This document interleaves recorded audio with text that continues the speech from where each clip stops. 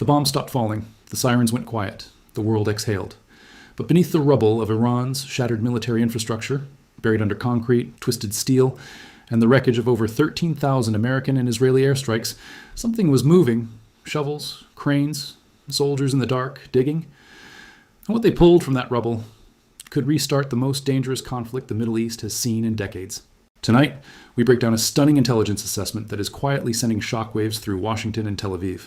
7 weeks into Operation Epic Fury, after the most intensive air campaign against a single nation since the Gulf War, Iran has clawed back roughly 60% of its pre-war missile launchers. The ceasefire expires in days, and according to open source analysis and reports from the New York Times, Bloomberg, and CNN, the window to finish the job may already be closing.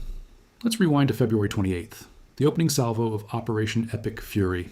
For weeks, intelligence agencies had been watching Iran's military posture with growing alarm. Ballistic missile stockpiles, underground silos burrowed deep into mountainsides. Hundreds of drone storage facilities packed with one-way kamikaze drones that cost as little as $20,000 apiece, but can bring down multi-million-dollar aircraft. The United States and Israel launched what military planners described as a campaign designed to fundamentally degrade Iran's ability to project force across the region. Over the course of the war, U.S. forces struck more than 13,000 targets. That number is almost incomprehensible. It includes over 450 ballistic missile storage facilities and 800 drone storage sites. General Dan Kane, chairman of the Joint Chiefs of Staff, presented those figures to lawmakers as evidence of a devastating campaign. The Trump administration declared that Iran's military had been crippled. But here is where the story gets complicated. This week, the New York Times published an assessment that is directly at odds with that narrative. American intelligence and military officials now estimate that Tehran still holds approximately 60% of its pre-war missile launchers. 40% of its long-range attack drone arsenal remains operational. And Defense Intelligence Agency Director Lieutenant General James Adams told lawmakers bluntly that Iran, quote, retains thousands of missiles and attack drones. Thousands. After 13,000 strikes, after months of sustained bombardment, Iran retains thousands of weapons capable of striking American bases, Israeli cities, and shipping lanes that carry a significant percentage of the world's oil supply. How is that possible? According to reporting from Bloomberg, pre-war planning by Iran's military was remarkably effective. Tehran had been dispersing and burying its most critical assets well before the first strike landed. Underground bunkers, concealed storage networks, hardened silos. Iran had clearly studied what happened to Iraq, to Libya, to Syria, and they drew the right lessons. Reports indicate that Iranian operatives were restoring underground bunkers and missile silos to operational status within hours of being hit. A CNN investigation found that while 77% of visible tunnel entrances were struck, activity at those sites resumed almost immediately. The Iranians weren't just surviving the campaign, they were repairing it in real time. Now let's talk about what happened the moment that ceasefire took effect on April 8th. When the 2-week pause brokered by Pakistan began, Iran had access to roughly half of its pre-war ballistic missile launchers. Then the digging started. Iranian forces have since excavated approximately 100 additional launchers from beneath the rubble of bombed storage sites. That recovery operation pushed the total from 50% back up to 60%, and U.S. officials believe that once Iran completes the ongoing recovery efforts, that number could climb to 70% of pre-war capacity. Think about what that means operationally. The United States expended enormous resources: stealth aircraft, long-range bombers, naval strike packages, precision munitions that cost hundreds of thousands of dollars per warhead, and the target nation is now systematically reversing that damage during a negotiated pause that was supposed to lead to a lasting peace agreement. Defense Secretary Pete Hegseth acknowledged this week that Iran is, in his words, actively digging out remaining missiles and launchers, even as American forces stand down. He warned that the U.S. military is ready to resume strikes at the push of a button if the ceasefire collapses. But the critical question that military analysts are now asking is this: at what point does resuming strikes simply accelerate the same cycle? You strike, they dig. You strike again, they dig deeper. Before we get to the strategic implications, we have to step back and acknowledge what 7 weeks of this war has meant for ordinary people. Reports indicate civilian casualties on multiple sides of this conflict. Families in Iranian cities who sheltered in basements as the bombs fell.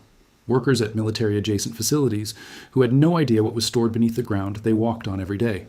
In Israel, communities within range of retaliatory missile strikes that came before the ceasefire. Families who had already lived through years of rocket alerts, now facing a qualitatively different threat. And beyond the direct casualties, consider the economic devastation. Disruptions to oil shipments through the Strait of Hormuz sent fuel prices climbing across Europe, adding to the burden already pressing down on working families. Every week of conflict carried a cost that doesn't show up in military briefings, but shows up in grocery bills and heating costs, in the quiet financial desperation of families who have nothing to do with ballistic missiles or drone swarms. War always has two ledgers, the one in the Pentagon briefing room and the one that ordinary people are paying. Now let's talk about the fuse that may already be burning. Even before the April 22nd ceasefire expiration deadline, Iran has begun reimposing restrictions on shipping through the Strait of Hormuz. That single waterway carries approximately 20% of the world's oil supply. Tankers, LNG carriers, commercial vessels, all of them pass through that narrow choke point between Iran and the Arabian Peninsula. The Institute for the Study of War has issued a stark warning this week. According to their analysis, Iran is using the ceasefire not as a bridge to peace, but to, and this is their language, reorganize and regenerate its ballistic missile forces.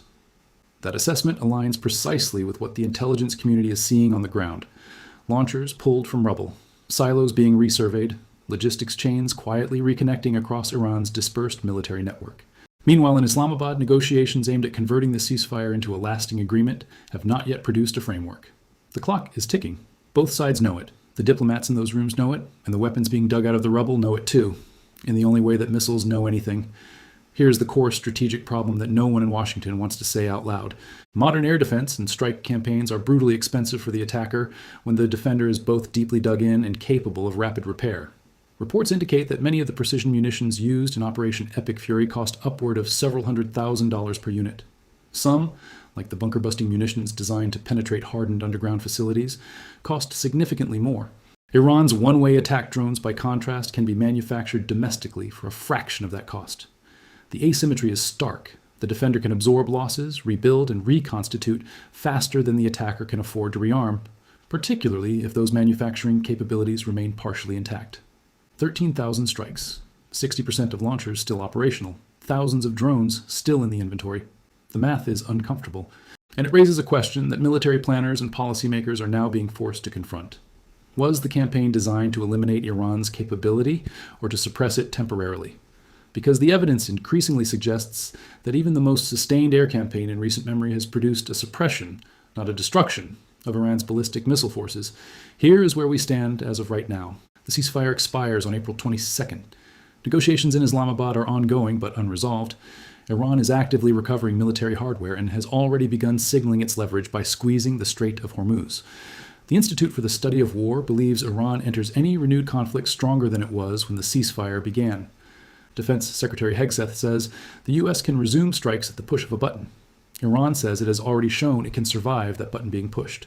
And somewhere beneath the rubble of a bombed missile storage facility, workers are still digging, pulling launchers from the earth, restoring them to operational readiness, pointing them at the sky.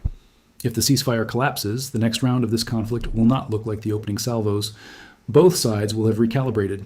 Iran will have hardened its dispersal strategy further. The U.S. and Israel will face a target set that has already demonstrated an extraordinary capacity to absorb punishment and regenerate. The question is not just whether the ceasefire holds. The question is whether, even if it does, the world has already crossed a threshold that cannot be uncrossed. 60% of pre-war launchers, thousands of drones, a ceasefire expiring in days, 7 weeks of the most intense air campaign since the Gulf War, and the target is digging itself back out. What happens on April 23rd may tell us more about the limits of air power than any military study written in the last 50 years. Stay locked in. Because this story is not over, it's barely begun. If you want to understand what comes next, and what weapon systems will define the next phase of this conflict, subscribe now. The next breakdown drops the moment the situation develops.